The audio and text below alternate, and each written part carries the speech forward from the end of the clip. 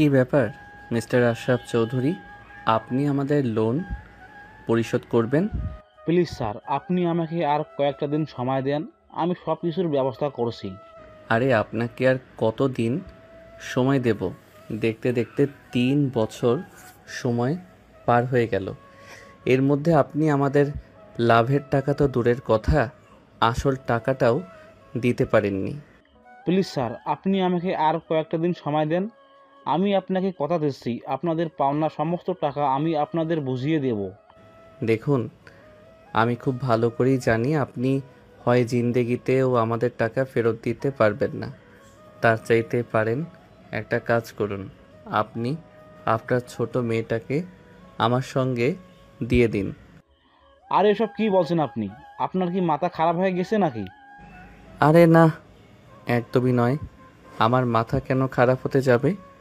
আমি সম্পূর্ণ ঠিক আছি এবং যা বলছি চিন্তা ভাবনা করেই বলছি, কারণ আপনি তো কোনোদিনও আমার টাকা ফেরত দিতে পারবেন না। দেখুন স্যার, আমি তো বলছি আমি আপনার টাকাটা ফেরত দিয়ে দিব। আসলে কয়েকদিন ধরে আমার শরীরটা খুব খারাপ যাচ্ছে, তাই সেরকম কাজকর্ম করতে পারছি না। তা না হলে আমি আপনার টাকাটা ফেরত দিয়ে দিতে পারতাম। আরে বললাম তো, আপনারা তো চাপ নেওয়ার কোনো প্রয়োজন নেই। আমি যেটা বলছি সেটাই করুন। সেটা আপনার আর আমার দুজনের জন্যই খুব ভালো হবে, কারণ আপনার ছোট মেয়েটা যথেষ্ট সুন্দরী। তাকে যেদিন আমি প্রথম দেখেছি সেদিনই আমার পছন্দ হয়েছে। এভাবেই কথা হচ্ছিল নীল আর প্রেমার আব্বুর মধ্যে। নীল কোটিপতি বাবার একমাত্র আদরের সন্তান। তাদের গার্মেন্টস ব্যবসা। সে বাংলাদেশ থেকে কোম্পানির দেখাশোনা করে, আর তার বাবা দেশের বাইরে থেকে কোম্পানির ইমপ্রুভমেন্টের জন্য কাজ করে। আর প্রেমার আব্বু নীলের কোম্পানিতে কাজ করে। আজ থেকে 4 মাস আগে প্রেমার বড় বোনের বিয়ে হয়েছে, আর তখনই প্রেমার বড় বোনের জামাইকে বড় অঙ্কের একটা যৌতুক দিতে হয়, যেটার জন্য প্রেমার আব্বুকে অনেক ঋণের সম্মুখীন হতে হয়। আর তখনই প্রেমার আব্বু নীলের কাছ থেকে মোটা অঙ্কের একটা টাকা নিয়েছিল, যেটা তিনি এখনো পরিশোধ করতে পারেননি। তো ভিউয়ার্স, চলুন এতক্ষণ ধরে গল্পে যাকে নিয়ে আলোচনা করা হয়েছে তার সম্পর্কে একটু জেনে নিই। সে হলো আমাদের গল্পের নায়িকা প্রেমা। এই বছর ইন্টার প্রথম বর্ষের ছাত্রী। প্রেমার বড় বোনের বিয়েতে প্রেমার আব্বু নীলকে দাওয়াত দিয়েছিল, আর নীল সেখানে গিয়ে প্রেমার সাথে প্রথম পরিচয় হয়। আর প্রেমাকে যখন সে প্রথম দেখে তখনই তার প্রেমাকে মনে ধরে যায়। তবে সেটা এভাবে নয়। আসলে নীলের একটা অসুখ আছে, সেটা হলো মেয়ে মানুষের প্রতি তার একটু বিশেষ দুর্বলতা, যেটা মোটামুটি সবাই জানে। নীল কোনো সুন্দরী মেয়েকে দেখলেই তার সঙ্গ নিতে চায়। তবে কি আমাদের গল্পের নায়িকা প্রেমার সঙ্গেও সেরকম কিছু একটাই হতে চলেছে? তো ভিউয়ার্স, এই বিষয়টা জানতে হলে আপনাদেরকে আমাদের এই পুরো গল্পটা দেখতে হবে। তো চলুন জেনে নেওয়া যাক আমাদের গল্পের নায়িকার সঙ্গে ঠিক কি হতে চলেছে। নীলের এই কথা শুনে প্রেমার আব্বু বলতে লাগলো, এসব আপনি কি বলছেন স্যার? আমার মেয়েটা এখনো ছোট, সবেমাত্র এসএসসি পাস করে ইন্টারে উঠেছে। আর আপনি আমার মেয়ের চাইতে বয়সী অনেক বড়। তো কি হয়েছে? আমি কি আপনার মেয়েকে সারা জীবনের জন্য বিয়ে করব নাকি? এই তো 6 মাসের কন্ট্রাক্ট ম্যারেজ। আপনি তো আমার থেকে 6 লাখ টাকা নিয়েছেন, আর 6 লাখ টাকার জন্য 6 মাস আপনার মেয়ে আমার সঙ্গে থাকবে? নীলের এই কথা শুনে আশরাফের একদম মাটি সরে যাচ্ছিল। তিনি আর কিছুই ভাবতে পারছিলেন না। তিনি কোনোদিন কল্পনাও করেননি নীল ওনাকে এমন একটা প্রস্তাব দেবে, কারণ নীল যথেষ্ট ভদ্র ফ্যামিলির ছেলে। তাই তিনি অতি বিনয়ের সঙ্গে বলতে লাগলেন, দেখুন স্যার, আপনি প্লিজ আপনার মাথাটা ঠান্ডা করুন। আমি বুঝতে পেরেছি আপনার কিছু একটা হয়েছে। আরে না, আমার কিছুই হয়নি। আমি একদম ঠিক আছি। আর কেনই বা আমার কোনো কিছু হতে যাবে? সত্যি বলছি, আপনার ছোট মেয়েটা কিন্তু হেব্বি সুন্দরী, একদম একের মাল। প্রেমা এইসব কথাবার্তাগুলো আড়াল থেকে শুনছিল। সে আর এইসব কথাবার্তা সহ্য করতে না পেরে নীলের সামনে এসে দাঁড়ালো, আর তারপর কষিয়ে নীলের গালে একটা চড় দিয়ে বলতে লাগলো, হোয়াট ননসেন্স ইজ দিস? আপনি এসব কি বলছেন? কেন সেক্সি? আমি কি খারাপ কিছু বলছি নাকি? তুমি তো সেই হট, আমি তো জাস্ট এটাই বললাম। Stop this nonsense. এসব নোংরা কথা আর একটাও আপনার মুখে উচ্চারণ করবেন না। এটাই বলা হয় যে আপনি চুপচাপ এখান থেকে চলে যান, তা না হলে আমি আপনাকে এখান থেকে ঘাড় ধাক্কা দিয়ে বের করে দিতে বাধ্য হব। আরে ডার্লিং, তুমি এভাবে রেগে যাচ্ছ কেন? নোংরা কথা দিয়েই তো রোমান্স শুরু করতে হয়। আপনাকে শেষবারের মতো বলছি, এখান থেকে চুপচাপ বের হয়ে চলে যান। ভদ্রতার সীমা অতিক্রম করবেন না, তাহলে কিন্তু আমার চাইতে খারাপ কেউ হবে না। কেন ডার্লিং, কি করবে তুমি আমার সঙ্গে? যেটা আপনি চান আমি আপনার সঙ্গে সেটাই করব, কারণ আপনি ভদ্রতার মুখোশ পরে থাকলেও ভদ্রলোক নন, তাই আপনার সঙ্গে ভদ্র আচরণ করা যায় না। তখনই পাশ থেকে আশরাফ চৌধুরী নিজের মেয়ে প্রেমাকে বলতে লাগলেন। মা, তুই রাগ করিস না, তুই ভিতরে গিয়ে বস, স্যারের সঙ্গে আমি কথা বলছি, দেখছি কি করা যায়। ঠিক আছে, শুধু তুমি বলছো বলে আমি বাড়ির ভেতরে চলে যাচ্ছি, তা না হলে এর শেষ আমি দেখে ছাড়তাম। মিস্টার নীল, ভালোভাবে এখান থেকে চলে যান। এই বলে প্রেমা ভিতরের রুমে চলে গেল। এদিকে প্রেমার আব্বু আবার নীলের সঙ্গে কথা বলতে লাগলো। দেখুন স্যার, আমার মেয়ে যেটা করেছে দেখুন স্যার, আমার মেয়ে যেটা করেছে ভুল করেছে। আপনার সঙ্গে এইভাবে কথা বলা একদম উচিত হয়নি। ওর হয়ে আমি আপনার কাছে ক্ষমা চাইছি, প্লিজ আপনি ওকে ক্ষমা করে দিন। না মিস্টার আশরাফ চৌধুরী, আপনার মেয়ে ক্ষমার অযোগ্য অপরাধ করেছে, তাই এখন আমি যেটা চাইবো আপনাকে সেটাই করতে হবে। আচ্ছা স্যার, ঠিক আছে, আপনি বলুন আপনি কী চান, আমি আপনাকে সেটাই দেওয়ার চেষ্টা করব। আশরাফ চৌধুরী, চিন্তা ভাবনা করে কথা বলুন। প্রথমত, আমি আপনার কাছে 6 লক্ষ টাকা পাই। দ্বিতীয়ত, আপনার মেয়ে আমার সঙ্গে খুব বাজে ব্যবহার করেছে, তার জন্য কিন্তু আপনাকে বড় একটা মাশুল দিতে হবে। আপনি প্রস্তুত তো? বেশ কিছুক্ষণ চুপ করে রইলেন আশরাফ চৌধুরী। কিছুক্ষণ চিন্তা করার পর বলতে লাগলেন। ঠিক আছে, আমি আপনার শর্ত মেনে নিলাম, আপনি যা চাইবেন তাই হবে। হয়তো ঠিক 2 ঘন্টার মধ্যে আপনি আমার সম্পূর্ণ টাকা আমাকে বুঝিয়ে দেবেন, নয়তো ঠিক 2 ঘন্টার মতোই আপনার মেয়েকে আমার হাতে তুলে দিবেন। এখন সিদ্ধান্ত আপনার। এই কথা শুনে প্রেমার আব্বু কি বলবে কিছুই বুঝতে পারছেন না, কারণ মেয়েকে তো তিনি কোনোভাবেই এই প্রস্তাবের জন্য রাজি করাতে পারবেন না। কারণ আর যাই কিছু হয়ে যাক না কেন, প্রেমা কখনোই নিজের সিদ্ধান্ত থেকে এত সহজে পিছিয়ে আসে না। কিন্তু এদিকে 2 ঘন্টার মধ্যে 6 লক্ষ টাকা ম্যানেজ করে দেওয়া কোনোভাবেই সম্ভব নয়। 2 ঘন্টা কেন, 2 মাসের মধ্যেও তিনি এটা পারবেন না, কারণ বর্তমানে তাদের আর্থিক অবস্থা খুবই খারাপ। এইসব কিছুই তিনি বসে বসে চিন্তা করছিলেন। এদিকে প্রায় আধা ঘন্টা সময় অতিবাহিত হয়ে গেছে। নীল তখনও প্রেমাদের বাড়ির ড্রয়িং রুমে বসে আছে। তাই নীল আবারও প্রেমার আব্বুকে জিজ্ঞাসা করলো। কি ব্যাপার মিস্টার আশরাফ চৌধুরী ওরফে আমার হবু শ্বশুর মশাই, কি সিদ্ধান্ত নিলেন বলেন তো শুনি। স্যার, আপনি এখানে কিছুক্ষণ অপেক্ষা করুন, আমি আমার সঙ্গে কথা বলে আসি। কারণ আপনার প্রথম শর্তটা মেনে নেওয়া বা পূরণ করা আমার পক্ষে এই মুহূর্তে সম্ভব হচ্ছে না। দ্বিতীয় শর্তটা সম্ভব হয় কিনা একটু চেষ্টা করে দেখি। এই কথা বলে প্রেমার আব্বু প্রেমার রুমে প্রবেশ করলেন। উনি রুমে প্রবেশ করে দেখতে পেলেন প্রেমা চুপচাপ বসে আছে। তাই তিনি আস্তে আস্তে গিয়ে প্রেমার পাশে বসলেন, আর তারপর প্রেমার কাঁধে হাত রেখে বলতে লাগলেন। প্রেমা, আমি তোমাকে একটা রিকোয়েস্ট করতে চাই, তুমি কি রাখবে আমার রিকোয়েস্ট?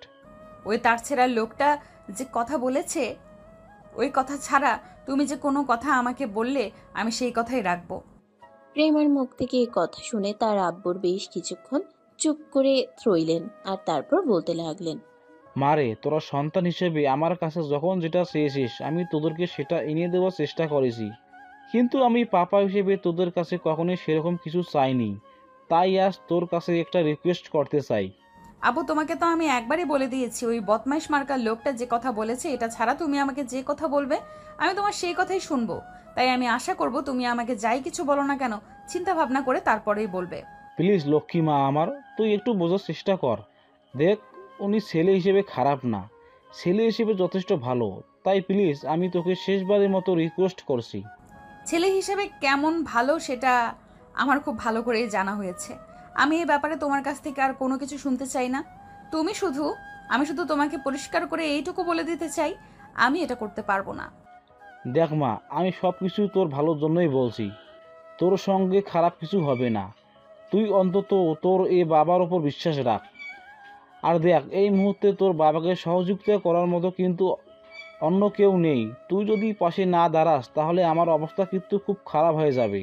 আব্বু, তোমাকে আমি এত কথা বলার পরেও তুমি আবারও আমাকে এই বিষয়টা নিয়ে রিকোয়েস্ট করছো। আমি বুঝতে পারছি না তোমরা কি চাইছো। ঠিক ওই মুহূর্তে প্রেমার আম্মু সেখানে এসে উপস্থিত হলেন। আর তারপর তিনি প্রেমাকে উদ্দেশ্য করে বলতে লাগলেন, হ্যাঁ মা, তোর আব্বু একদম ঠিক কথাই বলেছে। প্লিজ তুই আমাদেরকে এই বিপদ থেকে রক্ষা কর। তুই ছাড়া এই মুহূর্তে আমাদেরকে এই বিপদ থেকে রক্ষা করার মতো আর কেউ নেই। দেখ, তোর আপুর তো বিয়েটা কোনোরকমভাবে হয়ে গেছে, কিন্তু এখন যে টাকাটা ঋণ করা হয়েছে ওটা তোর বাবা শোধ করবে কিভাবে? তারপর আবার তোর বিয়ের চিন্তা তো আছেই। তাই প্লিজ তুই রাজি হয়ে যা। প্লিজ আম্মু, প্লিজ ট্রাই টু আন্ডারস্ট্যান্ড। যে লোকটা এরকম বিপদে পড়া মানুষকে এই এমন একটা প্রস্তাব দিতে পারে, ওই লোকের চরিত্র কেমন সেটা তোমরা বোঝার চেষ্টা করো। দেখ মা, আমরা সব কিছু চিন্তা ভাবনা করে তারপরে সিদ্ধান্ত নিয়েছি। তাই প্লিজ তুই রাজি হয়ে যা। তাছাড়া বড় লোকের ছেলে এরকম একটু একটু অভ্যাস তো থাকতেই পারে, এটা দোষের কিছু না। এই বলে প্রেমার আব্বু আম্মু আবারও প্রেমাকে অনেক রিকোয়েস্ট করতে থাকে। অবশেষে বাবা মায়ের অসহায় মুখের দিকে তাকিয়ে প্রেমা আর না বলতে পারল না। তাই বাধ্য হয়ে সে নীলকে বিয়ে করতে রাজি হয়। এদিকে নীলও ঠিক ওই মুহূর্তে কাজী ডেকে প্রেমাকে বিয়ে করে নিয়ে আসে। নীল প্রেমাদের বাড়ি থেকে বের হওয়ার পরপরই তার আম্মুকে কল করে আর বলতে থাকে, আম্মু, তোমার বৌমাকে নিয়ে আসছি, বরণ ডালা সাজাও। আরে বাবা, এসব তুই কি বলছিস? তোর কি মাথা খারাপ হয়ে গেছে নাকি? এখন বোমা কোথায় পেলি? আম্মু, আমি যা বলছি একদম সত্যি কথা বলছি। আমি সত্যি বিয়ে করেছি। তুমি বরণ ডালা সাজাও, আমি ততক্ষণে তোমার বৌমাকে নিয়ে বাড়িতে পৌঁছে যাব। এই বলে নীল ফোনটা কেটে দিল। আর এদিকে গাড়ির ভেতরে চুপ করে বসে আছে প্রেমা। সে কোনো কথাই বলছে না।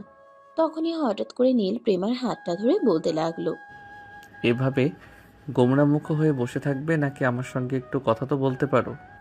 আপনার মতো বদমাইশ মার্কা লোকের সঙ্গে কোনো কথা বলার কোনো ইচ্ছে আমার নেই।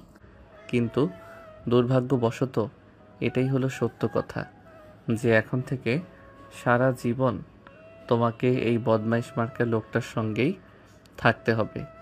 এছাড়া তোমার হাতে অন্য কোনো উপায় নেই। আমি থাকবো না আপনার সঙ্গে, দেখবেন আমি একদিন ঠিক লুকিয়ে অনেক দূরে কোথাও চলে যাব, যেখান থেকে আপনি আমাকে আর খুঁজে পাবেন না।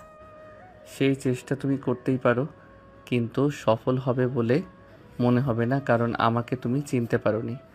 আমি কী জিনিস সেটা আজকের পর থেকে তুমি হাড়ে হাড়ে টের পাবে। এই কথা বলে নীল আবারও গাড়ি চালাতে শুরু করলো। প্রায় ঘন্টাখানেক লাগলো তার বাড়ির সামনে এসে পৌঁছতে। কলিং বেল চাপ দিতেই নীলের আম্মু এসে দরজা খুলে দিল। নীলের পাশে প্রেমাকে দাঁড়িয়ে থাকতে দেখেই নীলের আম্মু বলতে লাগলো, তুই দেখছি এখনো ফাজলামো করছিস। এখনো তোর ফাজলামো করার সময়টা বুঝি শেষ হয়নি? আরে আম্মু, তোমার কেন মনে হচ্ছে আমি ফাইজলামো করছি? আমার কথা বিশ্বাস না হলে তুমি এই মেয়েটাকে জিজ্ঞাসা করে দেখো। উনি আমাদের অফিসের ম্যানেজার আশরাফ চৌধুরীর ছোট মেয়ে। ও আচ্ছা, এই ব্যাপার। তুই ওনাদের বাড়িতে গিয়েছিলি, সেটা তুই আমাকে আগে বলবি না? মা, এসো ভেতরে এসো। তখনই পাশ থেকে নীল তার আম্মুকে বলতে লাগে, আম্মু, তোমাকে আমি কি বলি আর তুমি কি শোনো, আমি তো সেটাই বুঝতে পারি না। তোমাকে না বললাম আমি বিয়ে করে নিয়ে এসেছি, বউ নিয়ে এসেছি, আর নতুন বউকে বরণ করে বাড়িতে তুলতে হয়? তাহলে এটা তুমি কি করছো? মা ছেলের এইসব কর্মকাণ্ড চুপচাপ দাঁড়িয়ে দাঁড়িয়ে দেখছে প্রেমা। সে কোনো কথাই বলছে না, চুপচাপ শুধু দাঁড়িয়ে আছে। নীলের এই কথা শুনে নীলের আম্মু নীলকে আবারও বলতে থাকে, দেখ, সব সময় ফাজলামো ভালো লাগে না। এখন তুই বড় হয়েছিস, তুই তোর বাড়িতে বান্ধবীকে নিয়ে এসেছে, সেটা আমাকে সোজাসুজি বললেই তো হয়ে যায়। এত ঝামেলা করার কি আছে? উফ আম্মু, তোমাকে আমি কি করে বোঝাবো সেটাই তো বুঝতে পারছি না। আমি সত্যি এই মেয়েটাকে বিয়ে করে নিয়ে এসেছি। তারপর নীল সবকিছু তার আম্মুকে খুলে বলল। নীলের কথা বলা শেষ হওয়ার আগেই তার আম্মু ঠাস ঠাস করে তার দুই গালে দুইটা চড় বসিয়ে দিয়ে বলতে লাগলো, তোর বিবেক বুদ্ধি এতটা লোপ পেয়েছে সেটা তো আমি কোনোদিন চিন্তাও করতে পারিনি। তুই এমন একটা কাজ করবি, আগে জানালে তোকে আমি গলা টিপে মেরে ফেলতাম। আম্মু, তুমি আমাকে মারলে, তুমি একবার আমার বউটার দিকে তাকিয়ে তো দেখো। আমার বউটাকে দেখতে কি খুব সুন্দর? আমার বউটাকে দেখতে কি খুব বেশি অসুন্দর মনে হয় নাকি? তুমি একবার আমার বউটার দিকে ভালো করে তাকিয়ে দেখো, তোমার চোখ দুটো জুড়িয়ে যাবে। নীলের কথা শুনে ততক্ষণে নীলের আম্মু প্রেমার দিকে সুনজরে ফিরে তাকালো। সত্যিই তিনি প্রেমার দিকে ফিরিয়ে তাকিয়ে একদম অবাকের চূড়ান্ত সীমানায় পৌঁছে গেছেন। কি মিষ্টি চেহারা, মায়াবী চাহনি, দেখলে চোখ জুড়িয়ে যায়। এমন একটা মেয়ে প্রত্যেকই মাই তার ছেলের বউ হিসেবে পেতে চায়। নীলের আম্মু তখনই মেয়েকে জড়িয়ে ধরে বলতে লাগলো, না প্লিজ, মন খারাপ করো না তুমি, তোমার পাশে আমি আছি। ওই বদমাইশটাকে কিভাবে সায়স্তা করতে হয় সেটা আমি তোমাকে শিখিয়ে দেবো, তুমি কোনো চিন্তা করো না। নিজের মায়ের নীলের মায়ের এমন কথা শুনে নীল একদম পুরাই তাজ্জব বনে গেল। কোনোদিন এমনটা কল্পনাও করেনি তার মা তার সঙ্গে এরকম আচরণ করবে। যাই হোক ভিউয়ার্স, চলুন কথা না বাড়িয়ে গল্পটা দেখতে থাকি আর আমাদের গল্পের টুইস্ট কি আসছে সেটা শুনি। নীলের আম্মু তখনই সেখান থেকে দৌড়ে সোজা নিজের রুমে চলে গেলেন। তারপর একটা গয়নার বাক্স নিয়ে এসে প্রেমা আর গলায় অনেক বড় একটা স্বর্ণের হার পরিয়ে দিয়ে বলতে লাগলেন, আজ থেকে আমি দায়ী মুক্ত, আমি সবকিছু তোমার হাতে তুলে দিলাম। আজ থেকে এই পরিবার দেখে রাখার দায়িত্ব শুধু তোমার।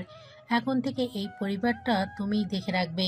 এই বলে পরম আদরে নীলের আম্মু নিজের পুত্রবধূ বরণ করে ঘরে তুলে নিলেন। প্রেমাকে তিনি সোজা নীলের রুমের ভিতরে চলে গেলেন। এদিকে নীল তখনও দরজার সামনে দাঁড়িয়ে আছে। সে বুঝতে পারছে না তার সঙ্গে কি হচ্ছে আর কি হতে চলেছে। বেশ কিছুক্ষণ দাঁড়িয়ে থাকার পরেও যখন কেউ নীলকে কিছুই বলল না, তখন নীল বাধ্য হয়ে নিজে নিজেই বাড়ির ভেতরে প্রবেশ করলো। তখনই হঠাৎ তার ফোনে একটা কল আসলো। অফিস থেকে একটা জরুরি প্রয়োজনে তাকে এখনই অফিসে যেতে হবে। তাই সে কাউকে কিছু না বলে সেখান থেকে সোজা বের হয়ে অফিসে চলে গেল। এদিকে প্রেমা একা একাই নীলের রুমে বসে আছে। তার খুব বোরিং ফিল হচ্ছে। সে কোনো কিছুই বুঝতে পারছে না তারপর এসব কি হচ্ছে। শাশুড়ি মা তাকে রুমের ভিতরে নিয়ে কোথায় যেন চলে গেল আর একটাবার দেখতেও আসলো না। এদিকে প্রায় সন্ধ্যা ঘনিয়ে রাত হতে চলল। নীল অফিসের কাজ শেষ করে একটা শপিং মলে চলে গেল। সেখান থেকে প্রেমার জন্য একটা নীল শাড়ি, সেই সঙ্গে বেশ কিছু গোল্ডের অর্নামেন্টস কিনে নিল। তারপর সেগুলো প্যাকেট করে নিয়ে বাড়িতে চলে আসলো। বাড়িতে আসা মাত্র দেখতে পেল তার আম্মু ড্রয়িং রুমে বসে আছে। তার আম্মু তাকে দেখেই একদম ভূত দেখার মতো চমকে গেলেন, কারণ তিনি এতক্ষণ নিজের রুমে ছিলেন। তিনি ভেবেছিলেন নীল হয়তো প্রেমার সঙ্গে আছে, তাই তিনি নীলকে দেখা মাত্রই উঠে দাঁড়িয়ে বলতে লাগলেন, কি রে নীল, এতক্ষণ তুই কোথায় ছিলি?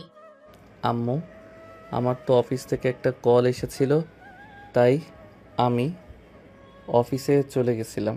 কেন, কি হয়েছে? তুই অফিসে চলে গেছিলি, এই কথাটা আমাকে বলে গেলেই তো পারতিস। আমি তো আরো ভেবেছি তুই হয়তো তোর রুমে আছিস। এদিকে মেয়েটা হয়তো এতক্ষণ একা বসে থাকতে থাকতে বোরিং ফিল করছে। আচ্ছা ঠিক আছে, কোনো ব্যাপার না, আমি যাচ্ছি। আর আম্মু, আমি আজ রাতে সবার জন্য বাইরে খাবার অর্ডার করেছি। কিছুক্ষণের মধ্যেই ডেলিভারি ম্যান এসে দিয়ে যাবে। তুমি আমাদের দুজনের খাবারটা রুমে পাঠিয়ে দিও। আচ্ছা ঠিক আছে, আমি পাঠিয়ে দেবো। এখন তুই আগে রুমে যা। মেয়েটা সেই কখন থেকে একা একা বসে আছে, জানি না মনে মনে কি ভাবছে। ও মা, এ তো দেখছি আমার চাইতে তোমাদের দরদ বেশি উতলে পড়ছে। দেখো, বউটা তো আমার, দরদটা বেশি হওয়া আমার দরকার। দেখ, একদম বেশি কথা বলবি না বলে দিলাম, তাহলে কিন্তু কানের নিচে আবারও দুইটা দেব। তোর যখন এতই ধরা বুঝতে পারছে তাহলে এতক্ষণ বাইরে ছিলি কেন? নতুন বউকে বিয়ে করে এনেছিস, এখন তো তোর ওকে সময় দেওয়া প্রয়োজন। নীল তখন তার আম্মুর কথায় কোনো উত্তর না দিয়ে মুচকি হাসতে হাসতে রুমের ভিতরে চলে গেল। এদিকে প্রেমা খাটের উপর চুপচাপ বসে আছে। নীল প্রবেশ করেছে এটা দেখা মাত্রই খাট থেকে নেমে দাঁড়ালো। আর এটা দেখে নীল এই তো গম্ভীর গলায় প্রেমাকে বলতে থাকলো, কি হলো? ওখানে বসেছিলে তো, নেমে আসলে কেন? আমার বসে থাকতে থাকতে পা আর কোমর ব্যথা করছে। করুক, তাতে আমার কি?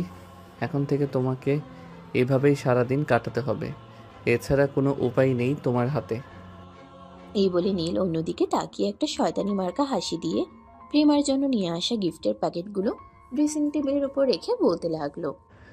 আমি বেলকনিতে গিয়ে দাঁড়াচ্ছি, সময় মাত্র 20 মিনিটের মধ্যেই এগুলো পরে রেডি হবে। এই বলে নীল সিগারেটের প্যাকেটটা হাতে নিয়ে ব্যালকনিতে চলে গেল আর ব্যালকনির দোলনায় বসে বসে সিগারেট খেতে লাগলো। এদিকে প্রেমা তখন বেশ কিছুক্ষণ চুপ করে বসে রইল আর তারপরেই হঠাৎ করে বসা থেকে উঠে দাঁড়িয়ে ড্রেসিং টেবিলের উপরে রাখা প্যাকেটটা হাতে নিল। ওটা খুলেই দেখতে পেল ওতে দামি একটা শাড়ি আর অর্নামেন্টস। প্রেমা যখন বুঝতে পারলো নীল এই জিনিসগুলো তার জন্যই নিয়ে এসেছে, তাই সে আর সময় নষ্ট না করে শাড়িটা পরে নিয়ে তৈরি হয়ে নিল আর তারপরে নীলকে ডাক দিয়ে বলতে লাগলো, আমি রেডি।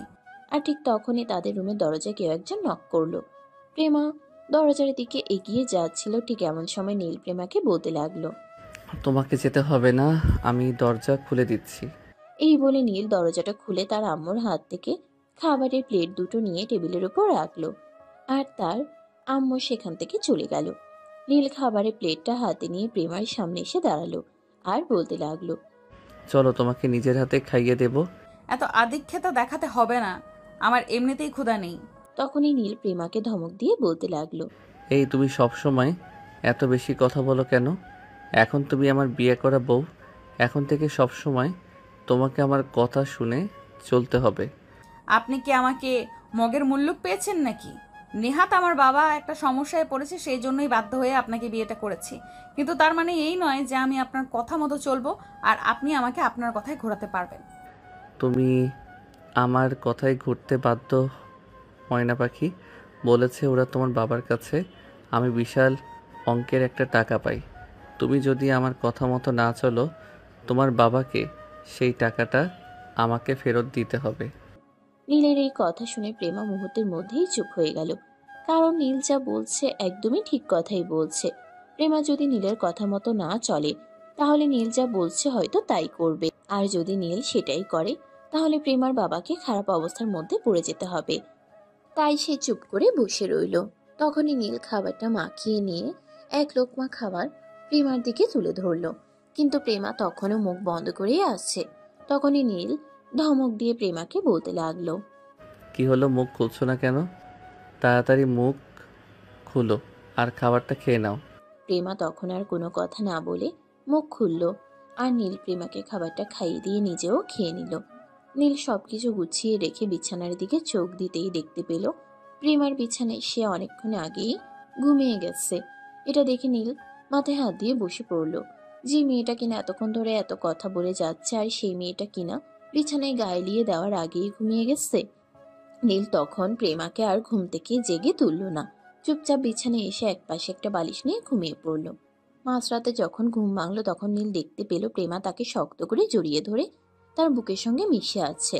নীল তখন আর তাকে দূরে সরিয়ে না দিয়ে আরো শক্ত করে জড়িয়ে ধরে শুয়ে পড়ল। সকালবেলা ঘুম ভাঙতেই দেখতে পেল সেই নীলের বুকের উপর শুয়ে আছে।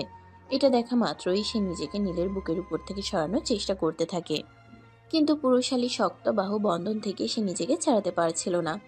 তাই সে একরকম ধমক দিয়ে নীলকে বলতে থাকে, ছাড়ুন আমাকে বলছি।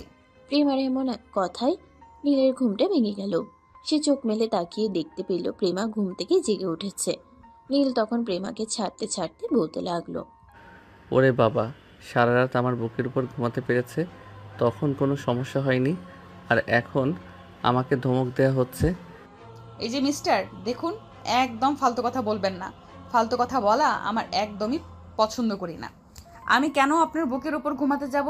আমার তো মনে হয় আপনি নিজেই ইচ্ছে করে আমাকে নিজের বুকের মধ্যে টেনে এনেছেন আর জড়িয়ে ধরে শুয়ে পড়েছেন।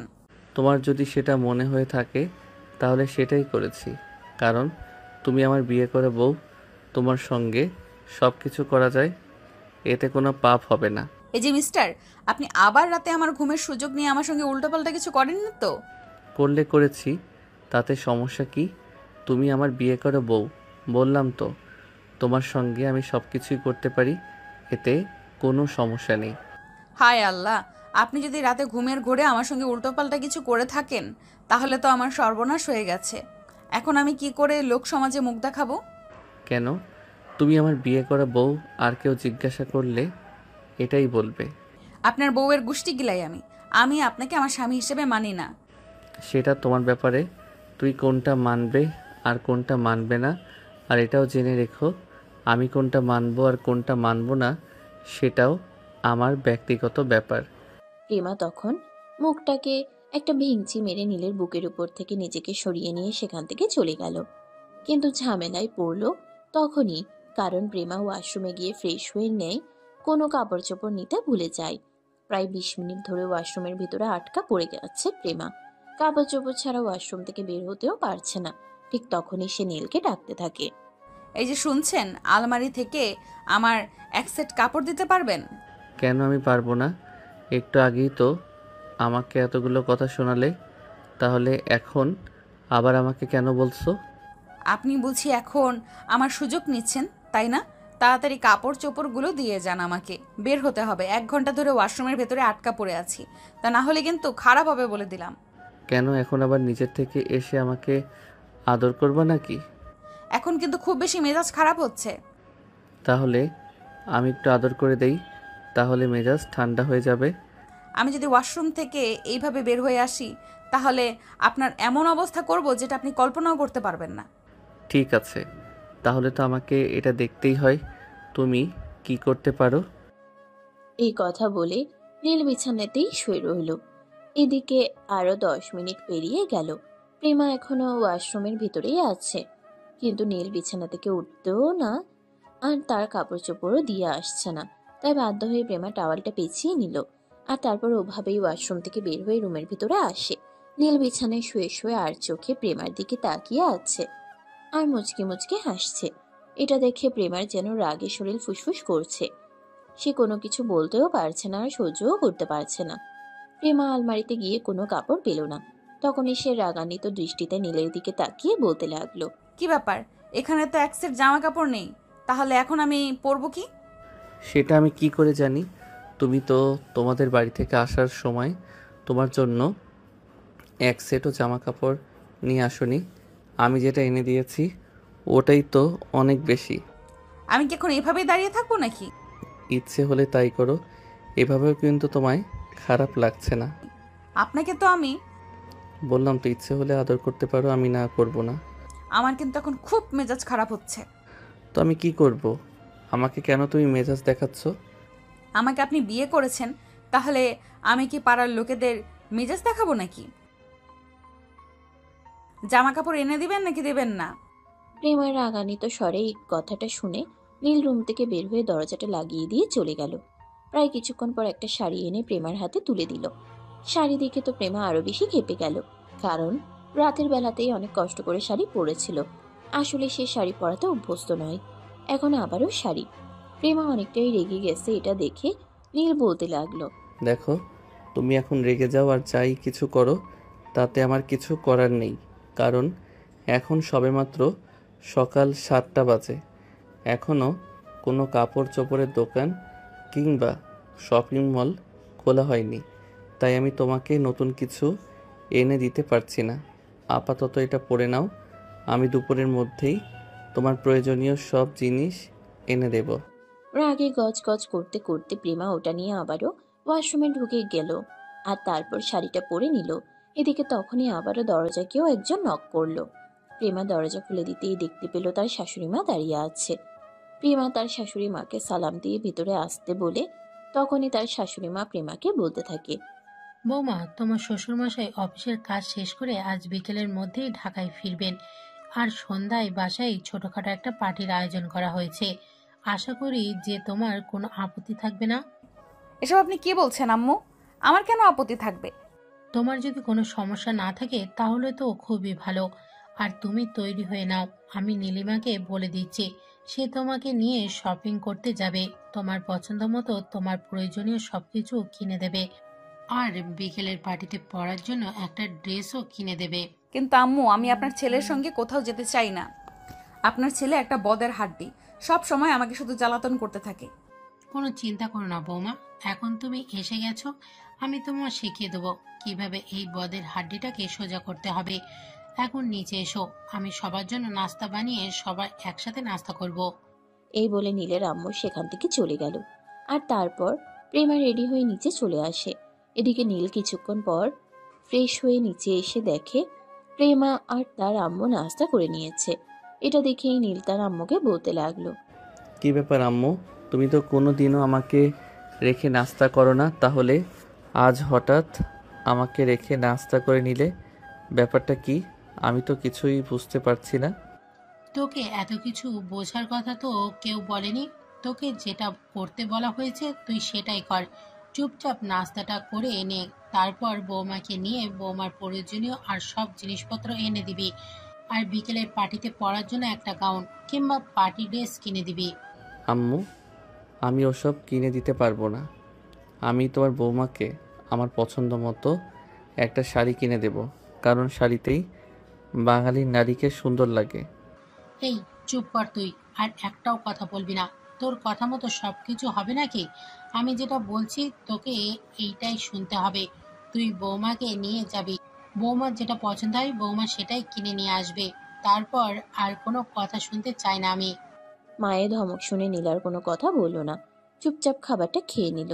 আর তারপর রুমে এসে রেডি হয়ে প্রেমাকে নিয়ে শপিং করতে চলে যায়। বিকেল হতে না হতেই নীলের আব্বু বাড়িতে চলে আসে। নতুন বৌমাকে দেখে তো নীলের আব্বু অনেক খুশি হয়, কিন্তু তার মধ্যেও একটু রাগ আর ক্ষোভ থেকে গেল। কারণ ওনার একমাত্র ছেলে উনি চেয়েছিলেন ছেলের বিয়েটা খুব ধুমধাম করে দেবেন। শহরের নামি দামি সব ব্যক্তিবর্গকে তিনি তার ছেলের বিয়েতে ইনভাইট করবেন, আর সবাই মিলে অনেক আনন্দ উল্লাস করবেন। কিন্তু এরকম হেয়ালিপনার জন্য সেটা আর হয়ে উঠল না। তাই তিনি মনে মনে খুবই ব্যথিত হয়েছেন, কিন্তু সেটা সেভাবে কারোর সঙ্গে প্রকাশ করেননি। যদিও ওনার চেহারাই যথেষ্ট বোঝা যাচ্ছে। নীলের আব্বু প্রেমাকে নিজের রুমে ডেকে নিলেন আর বলতে লাগলেন, বৌমা, আমি সবটা শুনেছি। আমার ছেলের ব্যবহারের জন্য আমি আন্তরিকভাবে দুঃখিত। তুমি আমার ছেলেটাকে ক্ষমা করে দিও। কিন্তু বিশ্বাস করো, তুমি যে রকমটা ভাবছো আমার ছেলেটা মোটেও ওরকম নয়। আমার ছেলে আমাকে ভালোবাসে, আমার ছেলে তোমাকে ভালোবাসে। তারপর নীলের আব্বু বলতে থাকে, নীল, তোমাকে যেদিন প্রথম দেখেছিল তোমাদের বাড়িতে তোমার বোনের বিয়েতে গিয়ে, সেদিন থেকেই তোমাকে পছন্দ করে ফেলেছিল বিয়ে করার জন্য। কিন্তু তোমাকে এভাবে প্রস্তাব দিলে তুমি রাজি হতে না, কারণ তুমি যথেষ্ট আত্মসম্মান সচেতন একটা মেয়ে। তাই আমার ছেলে কায়দা করে তোমাকে এভাবে বিয়ে করেছে। তুমি প্লিজ ওর উপর রেগে থেকো না। তখন প্রেমা কোনো কথাই বলল না, চুপচাপ শ্বশুর মশাইয়ের বলা প্রত্যেকটা কথা শুনলো। আর তারপর সেখান থেকে চলে গেল। রুমে এসে চুপচাপ বসে আছে। তখনই নীল রুমের ভিতর প্রবেশ করলো সঙ্গে দুটো মেয়েকে নিয়ে। মেয়েগুলোকে এভাবে রুমের ভিতর প্রবেশ করতে দেখে প্রেমার মাথায় যেন আকাশ ভেঙে পড়ল, কারণ সে বুঝতে পারছিল না এই মেয়েগুলো এখানে কেন এসেছে। তাই সে নীলকে উদ্দেশ্য করে বলতে থাকে, কি ব্যাপার, একটাতে বুঝি হয় না, এখন নতুন আরো দুইটা নিয়ে এসেছেন? হ্যাঁ, তো কি করব আমি?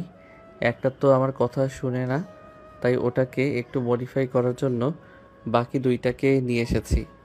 ম্যাডাম যান, আপনাদের কাজ শুরু করুন। এই বলে প্রেমাকে কোনো কথা বলার সুযোগ না দিয়ে নীল রুমের দরজাটা বাইরের দিক থেকে লাগিয়ে দিয়ে সেখান থেকে চলে গেল। আর মেয়ে দুটো প্রেমার দিকে এগিয়ে যাচ্ছিল।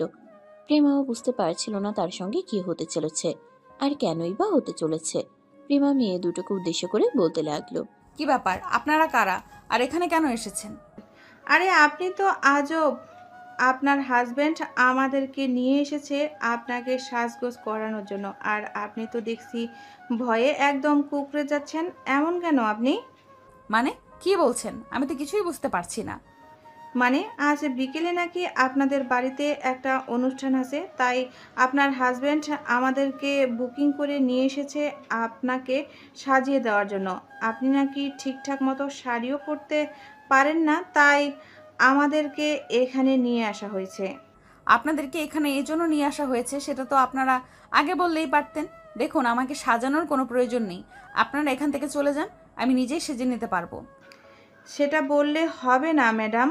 আপনার হাজব্যান্ড আমাদের দুজনকে 20,000 টাকা দিয়ে বুকিং করে নিয়ে এসেছে আপনাকে সাজানোর জন্য, আর এখন যদি আমরা আপনাকে না সাজিয়ে চলে যাই তাহলে আমাদের এই 20,000 টাকা হাতছাড়া হয়ে যাবে। তাতে আমার কিছুই করার নেই। আপনারা প্লিজ এখান থেকে চলে যান। আমি আপনাদের কাছে সাজগোজ করতে চাই না। এই বলে প্রেমা মেয়ে দুটোকে রুম থেকে বের হয়ে যেতে বলল, কিন্তু মেয়ে দুটো কোনোভাবেই যাচ্ছে না, চুপচাপ সেখানেই দাঁড়িয়ে আছে। তখনই প্রেমা ধমক দিয়ে মেয়ে দুটোকে বলতে লাগলো, কি ব্যাপার, কি হলো? আপনাদেরকে আমি কি বলেছি? আপনারা কি আমার কথা শুনতে পাননি নাকি? তা এখনো এখানে দাঁড়িয়ে আছেন কেন? বললাম তো ম্যাডাম, আমাদেরকে নিয়ে আসা হয়েছে আপনাকে সাজগোজ করানোর জন্য। আর এখন যদি আমরা আপনাকে সাজগোজ না করিয়ে চলে যাই তাহলে আমাদের টাকাটা হাতছাড়া হয়ে যাবে। 20,000 টাকা আমরা তো এভাবে হাতছাড়া হতে দিতে পারি না। এই বলে মেয়ে দুটো আর প্রেমার মধ্যে কথা কাটাকাটি হচ্ছিল। ঠিক ওই মুহূর্তেই নীল রুমের ভিতরে এসে প্রবেশ করে আর প্রেমাকে বলতে থাকে, কি ব্যাপার সুইটার, কি হয়েছে? তুমি এভাবে ওদের সঙ্গে তর্ক কেন করছো? আপনি ওদেরকে এখানে কেন নিয়ে এসেছেন? ওদেরকে এখান থেকে চলে যেতে বলুন, আমি নিজেই তৈরি হয়ে নিতে পারবো। ডার্লিং, সেটা বললে হবে না, কারণ তুমি নিজের শাড়িটাও ঠিকঠাক মতো করতে পারো না। আর পার্টিতে অনেক মানুষজন আসছে, আমি সেখানে তোমাকে জোকার সাজিয়ে নিয়ে যেতে চাই না, মানুষের সামনে হাসির পাত্র হতে চাই না। নীল মেয়ে দুটোকে বলে গেল প্রেমাকে সাজানোর জন্য, আর তারপর সে আবার রুমের দরজাটা বাইরের দিক থেকে লক করে চলে গেল। এদিকে মেয়ে দুটো প্রেমাকে সাজাতে শুরু করে দিল। প্রেমাও বাধ্য হয়ে আর কোনো উপায়ান্তর না পেয়ে সেজে নিল। দেখতে দেখতে সন্ধ্যা হয়ে আসলো আর বাড়ি ভর্তি মেহমান আসতে শুরু করলো। সবাই উচ্চবিত্ত ফ্যামিলির লোক, সবাই হাই সোসাইটিতে বিলং করে। সেখানে প্রেমার নিজেকে বেমানান মনে হচ্ছিল, তাই সে বারবার সেখান থেকে চলে আসতে চাইছিল, কিন্তু নীল তাকে সেটা করতে দিল না। অনুষ্ঠানের শুরুতেই নীলের আব্বু প্রেমা আর নীলকে নিজের কাছে ডেকে নিল আর সবার সঙ্গে নিজের পুত্রবধূর পরিচয় করিয়ে দিল। তারপরেই শুরু হলো সেদিনকার পার্টি। পার্টি শেষ হতে রাত 10টার মতো বেজে গেল। প্রেমা আর নীল ততক্ষণে রুমে এসেছে। প্রেমার শরীর খুব ক্লান্ত লাগছে, তাই সে ফ্রেশ না হয়েই বিছানায় শুয়ে পড়ল। রুমে এসে দেখে প্রেমা এভাবে শুয়ে আছে। নীল তখন প্রেমাকে ডেকে তুলে বলতে লাগলো, কি ব্যাপার, কি হয়েছে? তোমার শরীর খারাপ লাগছে নাকি? না, আমি ঠিক আছি। আমাকে নিয়ে আপনার চিন্তা করতে হবে না। আপনার যেটা নিয়ে চিন্তা করা প্রয়োজন আপনি সেটা নিয়েই চিন্তা করুন। আমার তো এখন শুধুমাত্র আমার বউকে নিয়েই চিন্তা করা প্রয়োজন। আমার তো এখন অন্য কোনো কিছু নিয়ে চিন্তা করার কোনো প্রয়োজন নেই। তাহলে আমি অন্য কিছু নিয়ে কেন চিন্তা করব? আমি শুধু আমার বউকে নিয়েই চিন্তা করব। বুঝতে পেরেছো? না, আমি বুঝতে পারিনি। আর কোনো কিছু বোঝার প্রয়োজন আছে বলেও আমি মনে করছি না। আর আমি ঘুমাচ্ছি, আমাকে কোনো প্রকার বিরক্ত করবেন না। নীল তখন প্রেমাকে বলতে লাগলো, সেটা ভালো কথা, সেটা না হয় আমি বুঝলাম, কিন্তু সারা রাত দিন অনেক ধকল গেছে তোমার উপর দিয়ে। অন্তত ফ্রেশ হয়ে খাওয়া দাওয়া করে নাও, তারপরও ঘুমাও, তখন আমি তোমাকে আর কিছুই বলবো না। হয়েছে, এত আতিক্ষেতা দেখাতে হবে না, সরেন আপনি আমার সামনে থেকে। এই বলে প্রেমা বিছানা থেকে উঠে দাঁড়িয়ে আলমারি থেকে একটা 3 পিস নিয়ে ওয়াশরুমে ঢুকে গেল। কিছুক্ষণ পর ফ্রেশ হয়ে কাপড় চোপড় চেঞ্জ করে তারপর বিছানায় এসে শুয়ে পড়ল। আর তখনই সে নীলকে উদ্দেশ্য করে বলতে লাগলো, আমি বুঝতে পেরেছি আপনার চরিত্রের সমস্যা আছে। আজ থেকে আপনি ঘুমাবেন আর আমি খাটে ঘুমাবো। আপনি ভুল করেও আমার কাছে আসবেন না, কথাটা মনে থাকে যেন। ও মা, এটা কি মগের মুল্লুক নাকি? বাড়ি আমার, ঘর আমার, বিছানা আমার, সেখানে আমাকে সোফায় ঘুমাতে হবে? এটা তো হতে পারে না। আমি বিছানাতেই ঘুমাবো। তোমার যদি আমার সঙ্গে ঘুমাতে সমস্যা হয় তাহলে তুমি সোফায় ঘুমাতে পারো। Are you mad? আমি সোফায় ঘুমাবো? আমি সোফায় ঘুমাতে পারবো না। আমি সব সময় একা একা এক বিছানায় ঘুমানোর অভ্যাস। আমি একা একাই বিছানায় ঘুমাবো। ভুল করেও আমার কাছে আসার চেষ্টা করবেন না। এই কথা বলে প্রেমা বিছানায় শুয়ে ঘুমিয়ে পড়ল মুহূর্তের মধ্যেই। আর এটা দাঁড়িয়ে দাঁড়িয়ে নীল দেখছিল। সে বিশ্বাসই করতে পারছে না একটা মানুষ কি করে বিছানায় পিঠ লাগানোর সাথে সাথে ঘুমিয়ে যেতে পারে। এদিকে নীল কি করবে সেটাই বুঝতে পারছে না। এদিকে প্রেমা ঘুম থেকে উঠে দেখে সে তার পাশে শুয়ে আছে, তাহলে রেগে যাবে, আর সে বিছানা ছাড়া ঘুমাতেও পারে না। বেশ কিছুক্ষণ চিন্তা ভাবনা করার পর সে বিছানায় খেয়ে শুয়ে পড়ল। কিন্তু মাঝ রাতেই ঘটল বিপত্তি। হঠাৎ করেই প্রেমার বুকের উপর নীলের হাতটা চলে গেল। প্রেমার বুকের উপর হাত পড়তেই নীল অন্যরকম একটা স্পর্শ অনুভব করলো। সে যেন হঠাৎ করেই কোথাও একটা হারিয়ে গেল। আস্তে আস্তে প্রেমার কাছে যেতে লাগলো। নিজের হাত দিয়ে প্রেমার বুকের উপর হাত বুলাতে লাগলো। প্রেমাও নীলের ছোঁয়া পেয়ে তার আরো কাছে চলে আসলো। প্রেমা নীলের কাছে চলে আসতেই নীল প্রেমাকে নিজের সঙ্গে মিশিয়ে নিয়ে ভালোবাসার স্পর্শ দিতে লাগলো। প্রেমা তখনও ঘুমের ঘোরে ছিল, তাই কোনো কিছুরই হুঁশ ছিল না। কারণ প্রেমা একবার ঘুমিয়ে গেলে দুনিয়া কেয়ামত হয়ে গেলেও সে আর বলতে পারে না। নীল প্রেমার সারা শরীরে ভালোবাসার স্পর্শ দিতে থাকে। নীলের ভালোবাসার স্পর্শ পেয়ে প্রেমা একদম শিহরিত হয়ে ওঠে আর নিজে নিজেই নীলের খুব কাছে আসতে শুরু করে। তাই মুহূর্তের মধ্যেই দুজনের ভালোবাসার অতল সাগরে হারিয়ে যায়। বেশ কিছুক্ষণ সময় দুজন ভালোবাসা আদান প্রদান করে আবারও ঘুমিয়ে পড়ে। কিন্তু এসব কিছুই ঘুমের মধ্যে করে প্রেমা, তাই কোনো কিছুই তার মনে নেই। সকালবেলা যখন ঘুম ভাঙলো তখন সে দেখতে পেল তার শরীরে কাপড়ের ছিটিফুটিটুকু পর্যন্ত নেই। তাই সে চিৎকার দিয়ে ঘুম থেকে ওঠে। তখন নীল তার মুখটা চেপে ধরে আর বলতে লাগে, এই কি হয়েছে? এইভাবে চেঁচাচ্ছ কেন? তোমাকে ভূতে ধরেছে নাকি? আমার শরীর থেকে কাপড় সব গেল কই? তখনই নীল প্রেমার মুখটা ছেড়ে দিয়ে মুচকি মুচকি হাসতে থাকে। এটা দেখে তো প্রেমা একদম তেলে বেগুনে জ্বলতে থাকে আর বলতে থাকে, আপনি রাতের বেলা ঘুমের ঘোরে আমার সঙ্গে উল্টোপাল্টা কিছু করেছেন। আমি আপনাকে আগেই বলেছিলাম আমি আপনার সঙ্গে একই বিছানায় ঘুমাতে আপনি আমার সঙ্গে একই বিছানায় ঘুমাতে আসবেন না, কারণ আপনার চরিত্রের সমস্যা আছে। এই দেখো, একদম তুমি আমাকে দোষ দিয়ে কথা বলবে না। তোমার কি কোনো দোষ নেই নাকি? তুমি তো নিজেই আমার কাছে এসেছো। এ দেখুন, একদম মিথ্যা কথা বলবেন না। আমি কখনোই আপনার কাছে যাইনি। বলে যে আপনি নিজে জোর করে আমার কাছে চলে এসেছেন আর আমার এত বড় সর্বনাশ করে ফেলেছেন। হায় আল্লাহ, এখন আমার কি হবে? এই বলে প্রেমা কান্না করতে শুরু করে দেয়। আর এদিকে দেখে নীল মুচকি মুচকি হাসতে থাকে আর বলতে থাকে, কি আর হবে ম্যাডাম? কিছুই তো হবে না। এখন শুধুমাত্র এটাই হবে যেটা আমি চাইবো। মানে কি বলছেন আপনি? যদি উল্টাপাল্টা কিছু হয়ে যায় তারপরও আমি এইসব কিছু শেষ করে দিব। আমি কোনোভাবেই আপনার সন্তানের মা হতে পারবো না। মিসেস প্রেমা, তুমি আমার ভালো মানুষের রূপটা দেখেছো, কিন্তু খারাপ মানুষের রূপটা তুমি এখনো দেখোনি। আর যদি দেখতে না চাও তাহলে তুমি যেটা চিন্তা করছো সেটা করার চিন্তাও করো না। আপনি আর একটা কথাও বলবেন না আমার সঙ্গে। আর কি এমন খারাপ হওয়ার বাকি আছে? যা হওয়ার সব হয়ে গেছে। আপনি তো আমার সব কিছু শেষ করেই দিয়েছেন। মুখটা বন্ধ করো আর চুপচাপ ফ্রেশ হয়ে আসো। একটাও কথা বলবে না।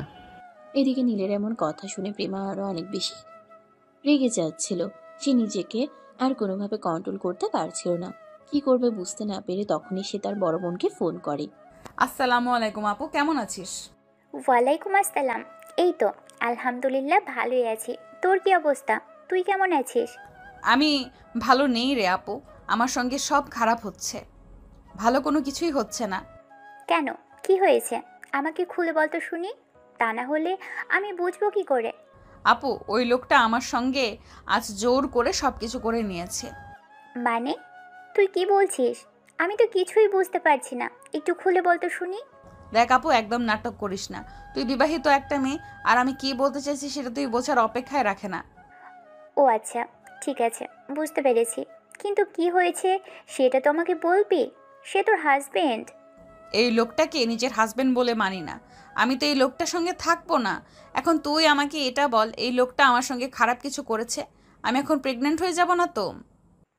কতবার করেছে আর কতক্ষণ? একবারই করেছে, কিন্তু কতক্ষণ সেটা তো আমি বলতে পারবো না। কারণ তুই তো খুব ভালো করেই জানিস আমি ঘুমিয়ে গেলে কিয়ামত হয়ে গেলেও আর খোঁজ পাই না। ও আচ্ছা, এ ব্যাপার। এতে কোনো প্রবলেম হবে না, কারণ দু একবার হলে প্রেগনেন্ট হওয়ার কোনো চান্স থাকে না।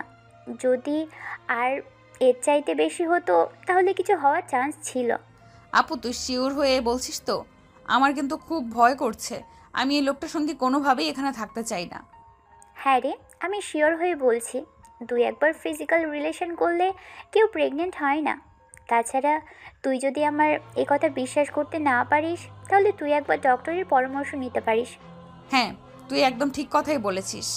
আমি কোনো রিস্ক নিতে চাই না। আমি আজকেই একজন ডাক্তারের সঙ্গে কথা বলবো। এই বলে প্রেমা ফোনটা কেটে দিয়ে ওয়াশরুমে ঢুকে গেল। বেশ কিছুক্ষণ পর ফ্রেশ হয়ে আসতেই তার শাশুড়ি মা তাদেরকে নাস্তা করার জন্য ডেকে নেয়। নাস্তা শেষ হলে প্রেমা নিজের রুমে এসে চুপচাপ বসে থাকে, কারো সঙ্গে কোনো কথা বলেই না। ইতিমধ্যে নীল অনেকবার প্রেমার সঙ্গে কথা বলার জন্য চেষ্টা করেছে, কিন্তু প্রেমা নীলের সঙ্গে কোনো কথাই বলেনি। সে চুপচাপ বসে আছে আর রাগে ফুসফুস করছে। নীল অনেকবার তার সঙ্গে কথা বলার চেষ্টা করলেও সে নীলকে কথা বলার কোনো সুযোগও দিচ্ছে না। এদিকে ঠিক তখনই নীলের আম্মু প্রেমার সঙ্গে কথা বলতে আসে। বৌমা কি করছো? প্রেমা তখনও গাল ফুলিয়ে বসে আছে, নীলের আম্মুর সঙ্গেও কোনো কথা বলছে না। এটা দেখে নীলের আম্মু নিজেই এসে প্রেমার কাছে বসলো আর তারপর প্রেমার মাথায় হাত বুলিয়ে দিতে দিতে বলতে লাগলো, কি ব্যাপার বৌমা, কি হয়েছে? তোমাকে এরকম বিষণ্ণ কেন দেখাচ্ছে?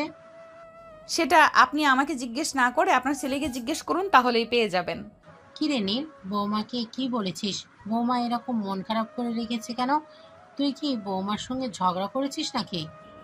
ঝগড়া কেন করতে যাব? আমার 10টা না 5টা না, একটা মাত্র আদরের বউ, তার সঙ্গে আমি ঝগড়া করতে পারি? সেটা তুমিই বলো না। তাহলে বৌমা এভাবে মন খারাপ করে রেখেছে কেন? কি হয়েছে বৌমা? সেটা তুমি ওকে জিজ্ঞাসা করো। বৌমা, তুমি আমার সঙ্গে আমার রুমে চলো, তারপর আমি তোমার সঙ্গে কথা বলবো। আর একটা কথা তুই কান খুলে শুনে রাখ, বৌমা যদি এটা স্বীকার করে যে তুই বৌমাকে কিছু বলেছিস, তাহলে তোর সঙ্গে এমন কিছু হবে যেটা তুই কল্পনাও করতে পারছিস না। এই কথা বলে নীলকে শাসাতে শাসাতে নীলের আম্মু প্রেমাকে নিয়ে সেখান থেকে চলে গেল। নীল চুপচাপ রুমের মধ্যে বসে রইল। এদিকে নীলের আম্মু প্রেমাকে নিজের রুমে নিয়ে এসে আবারও জিজ্ঞাসা করতে লাগলেন। তখন প্রেমা তার শাশুড়ি আম্মুকে বলতে লাগলো, আসলে আম্মু, আমার শরীরটা একটু খারাপ লাগছে, তাই আপনার ছেলেকে বলছিলাম আমাকে নিয়ে একটু ডাক্তারের কাছে যাওয়ার জন্য। কিন্তু আপনার ছেলে নিজেও নিয়ে যাচ্ছে না, আবার আমাকেও যেতে দিচ্ছে না। ও আচ্ছা, এই ব্যাপার, কোনো সমস্যা নেই, তুমি কোনো চিন্তা করো না। আমি এক্ষুনি নীলের সঙ্গে কথা বলছি, ও যাবে, ওর ঘাড়ও পর্যন্ত যাবে। আমি তো সেটাই বলছিলাম, কিন্তু আপনার ছেলে তো আমার কোনো কথাই শোনে না। তুমি কোনো চিন্তা করো না বৌমা, কখন যাবে শুধু সেইটা বলো। তারপর প্রেমা তার শাশুড়ি আম্মুকে বলল বিকেলবেলা ডাক্তারের কাছে যাবে, আর তারপর নিজের রুমে চলে আসলো। এদিকে নীলের আম্মু নীলকেও ডেকে নিয়ে বলতে লাগলেন, কি রে, বৌমা ডাক্তারের কাছে যেতে চাইছে, শরীর খারাপ লাগছে, তুই নিয়ে যাচ্ছিস না কেন? আম্মু তোমাকে একদম মিথ্যা কথা বলেছে, কিছুই হয়নি। আর একটাও কথা বললে চটকানো মেরে তোর সব কটা দাঁত ফেলে দিব বলে দিলাম। তুই বিকেলেই বৌমাকে নিয়ে ডাক্তারের কাছে যাবি, আমি কোনো কথা শুনতে চাই না। আর যদি একটা কথা বলিস তাহলে আমার চাইতে খারাপ কিন্তু কেউ হবে না, এটা তোকে আমি বলে দিলাম। আচ্ছা ঠিক আছে। এই বলে সেদিন বিকেলবেলা নীল প্রেমাকে নিয়ে ডক্টরের কাছে গেল। আর প্রেমা তখন ডাক্তারের সঙ্গে এই ব্যাপারটা নিয়ে কথা বলে, আর ডাক্তারও তখন তাকে একই কথা জানালো। তাই প্রেমা নিশ্চিন্ত মনে বাসায় ফিরে আসলো।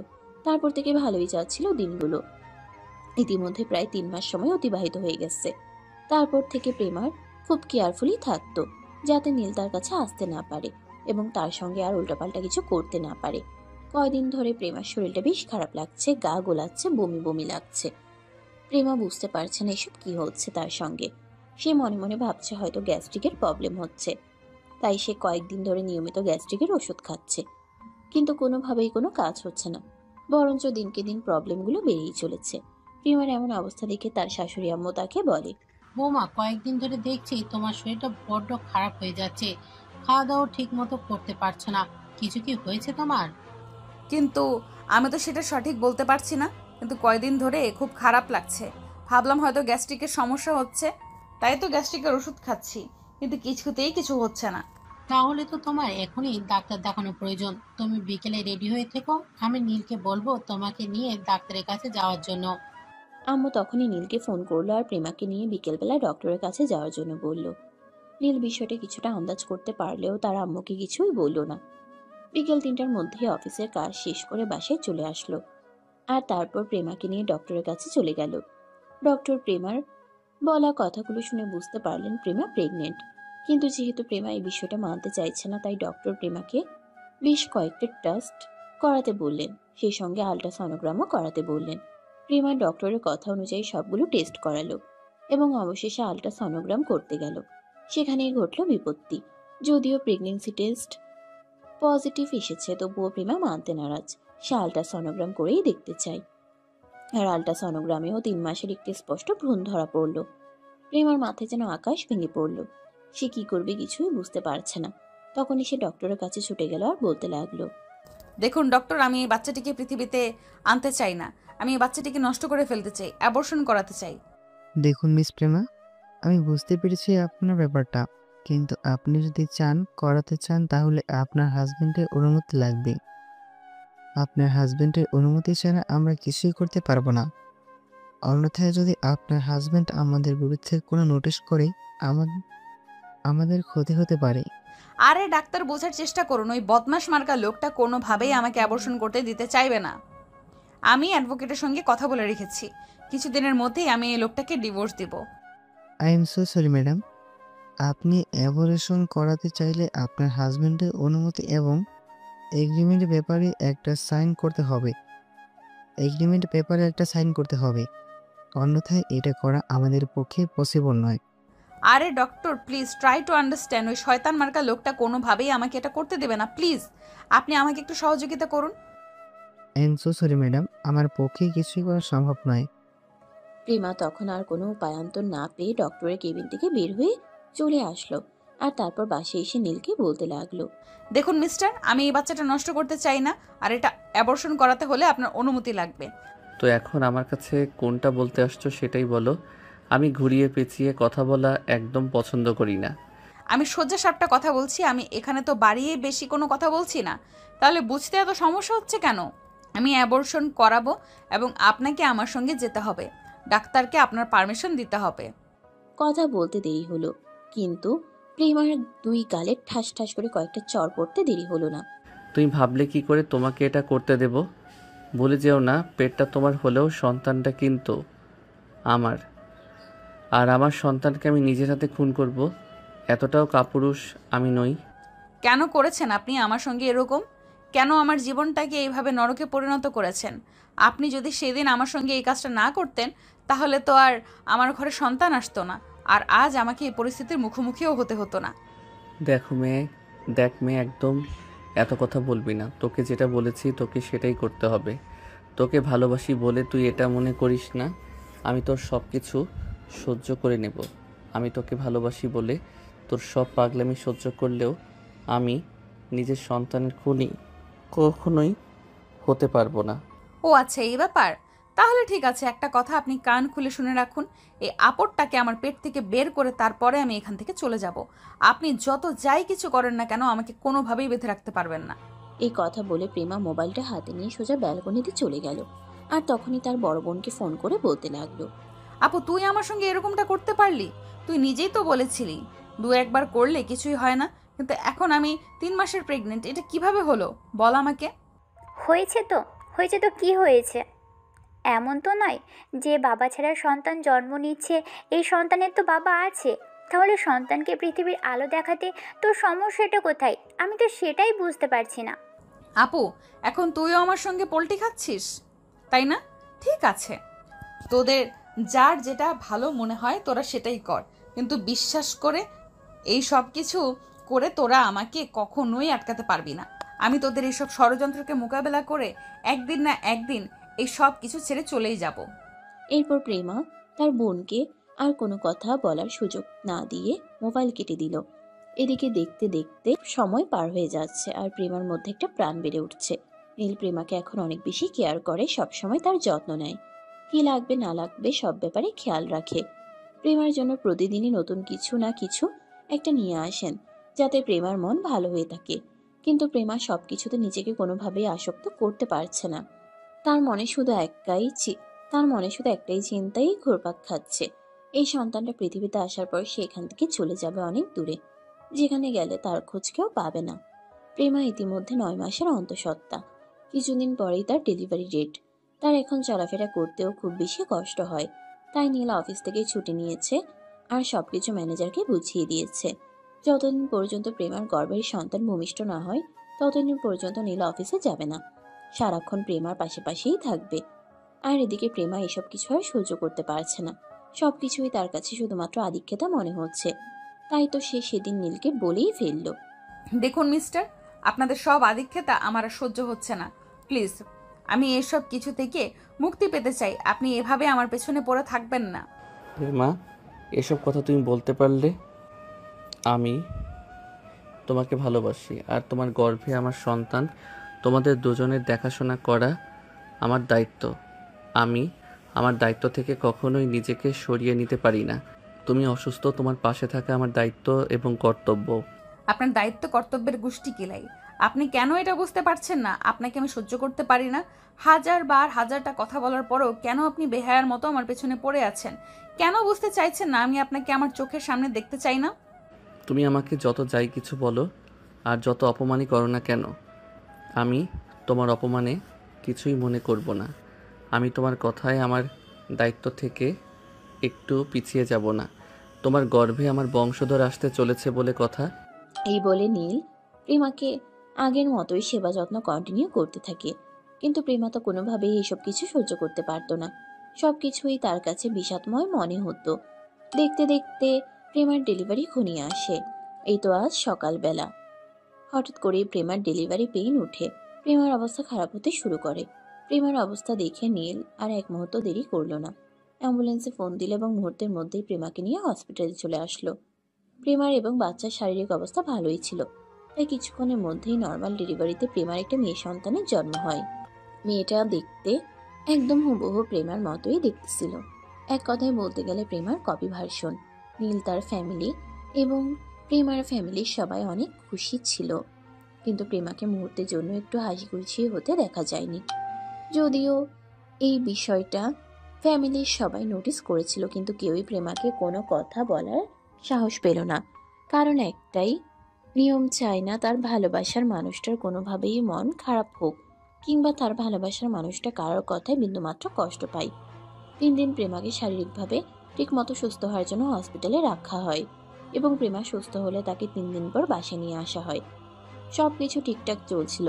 কেউ বুঝতে পারছিল না প্রেমার মনের মধ্যে কিছু একটা চলছে, প্রেমা কিছু একটা করতে পারে। প্রেমাও এমন ভাব ধরেছিল সে নিজেও কাউকে কোনো কিছু বুঝতে দিচ্ছিল না। বাবুর বয়স আজ 7 দিন।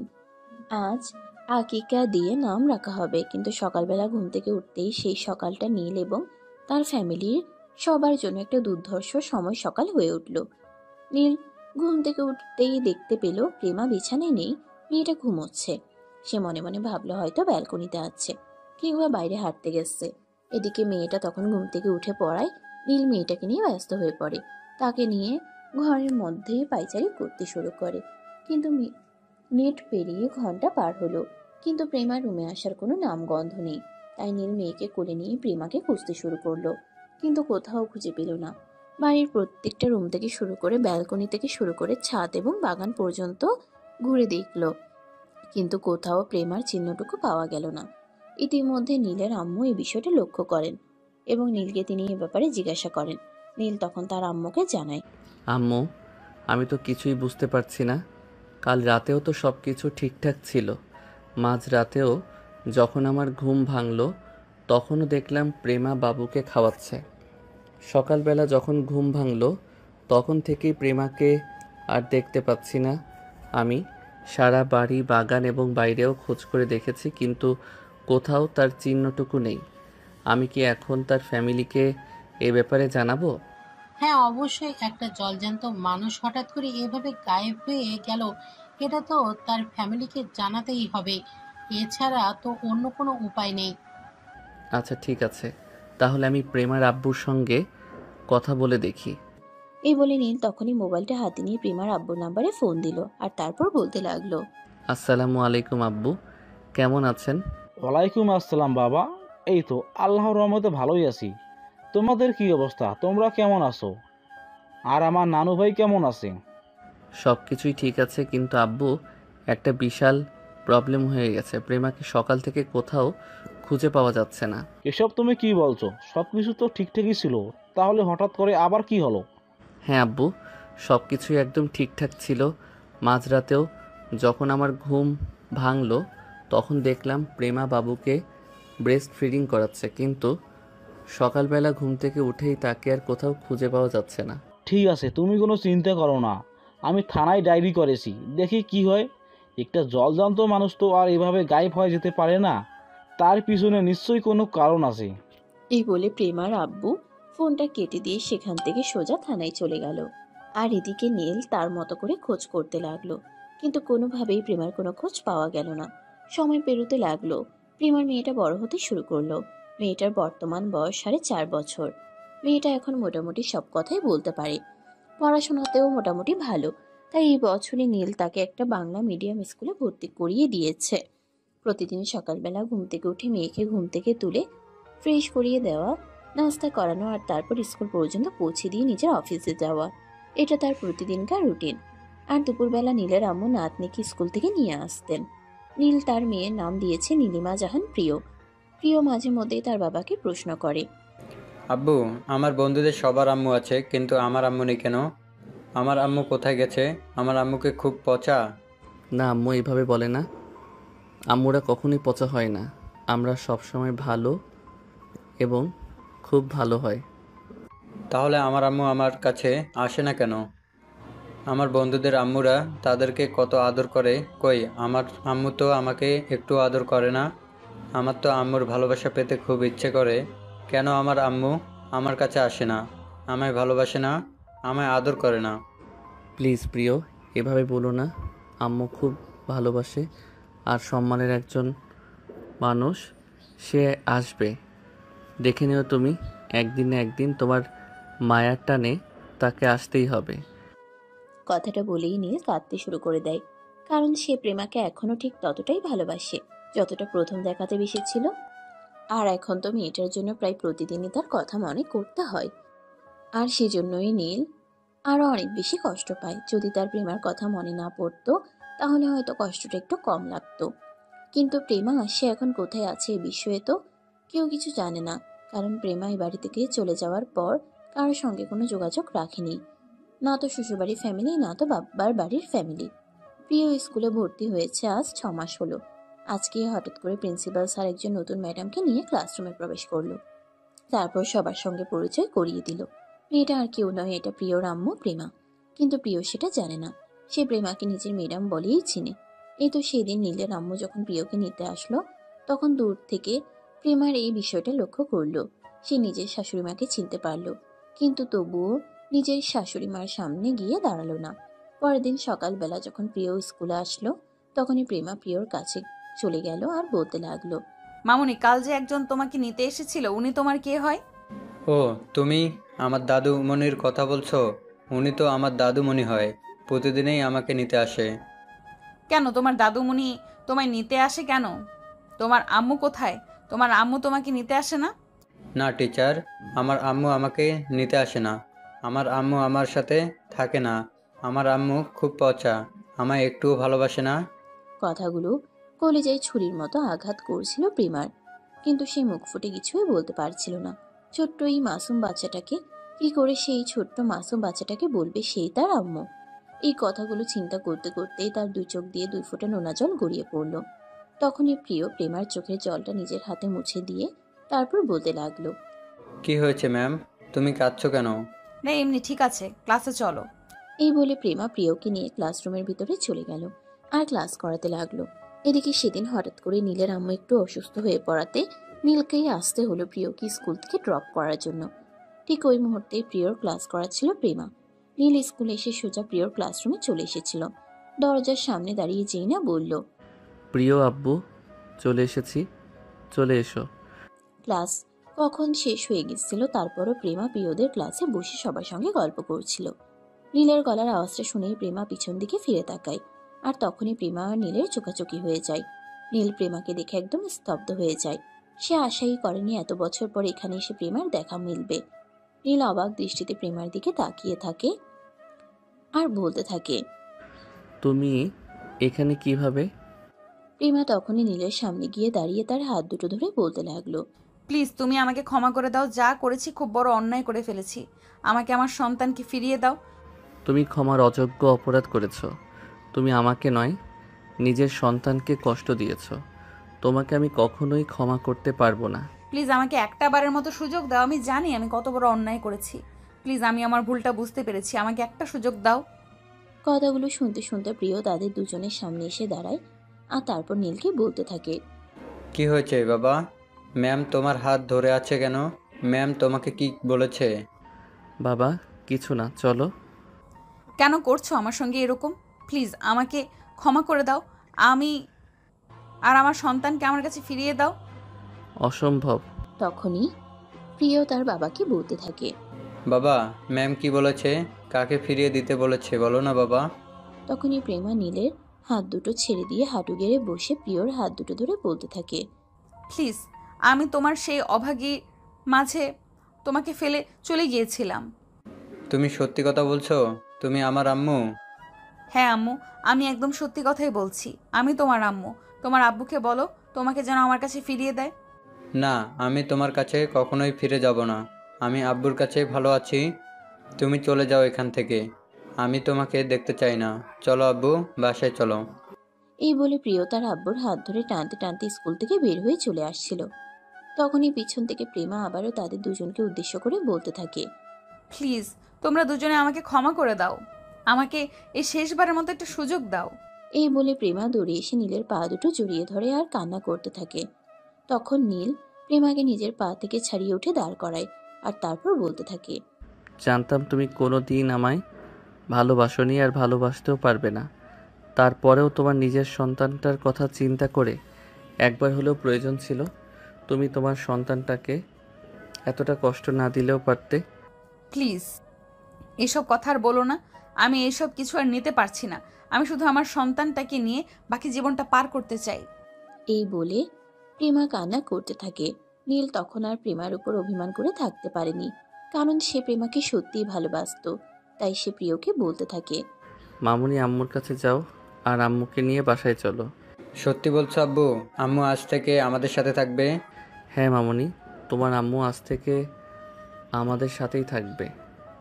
অতঃপর নীল, প্রেমা আর প্রিয়া তিনজন এই একসঙ্গে স্কুল থেকে বের হয়ে বাড়ির উদ্দেশ্যে রওনা দেয়। সুপ্রিয় ভিউয়ার্স, আমাদের আজকের গল্পটা এই পর্যন্তই ছিল। গল্পটা আপনাদের কাছে কেমন লেগেছে ছোট্ট একটা কমেন্টে জানাবেন। এই তো নতুন ভালোবাসার গল্প পেতে আমাদের চ্যানেলটি সাবস্ক্রাইব করে পাশেই থাকবেন। সবাই ভালো থাকুন, সুস্থ থাকুন। আবারও দেখা হবে নতুন কোনো এক ভালোবাসার গল্পে। সে পর্যন্ত সবাই অপেক্ষায় থাকুন। আল্লাহ হাফেজ।